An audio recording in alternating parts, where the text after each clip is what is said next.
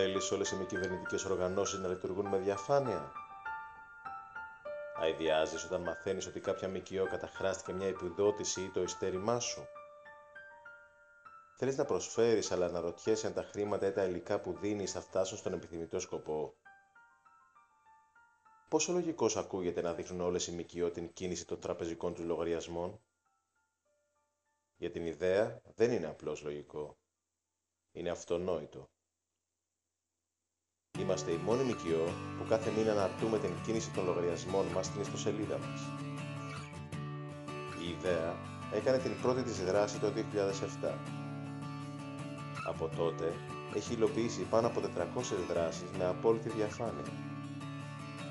Προσφέρουμε σε ανθρώπους, ζώα και στο περιβάλλον. Σε κάθε δράση δείχνουμε φωτογραφίες ή και βίντεο και αποδείξεις αγοράς όλων των υλικών. Στην ιδέα μπορείς να προσφέρεις από ελάχιστο χρόνο μέχρι να οργανώσεις τη δική σου δράση. Είμαστε χιλιάδες εθελοντές και υλοποιούμε πάνω από 15 δράσεις το μήνα. Η ιδέα έγινε σωματείο στις 26 Μαΐου 2009. Όσο οργανωνόμαστε καλύτερα, αυξάνονται και οι ανάγκες μας. Πλέον, χρειαζόμαστε τακτικά μέλη για τα λειτουργικά μας έξοδα. Γίνε και εσύ μέλος της ιδέα. 5 ευρώ το μήνα για ιδιώτες και 50 ευρώ το μήνα για εταιρείες. Θα ενημερώνεσαι για το πώς ακριβώς χρησιμοποιείται το κάθε σου ευρώ. Διάβασε το εγχειρίδιο διαφάνειας ιδέα.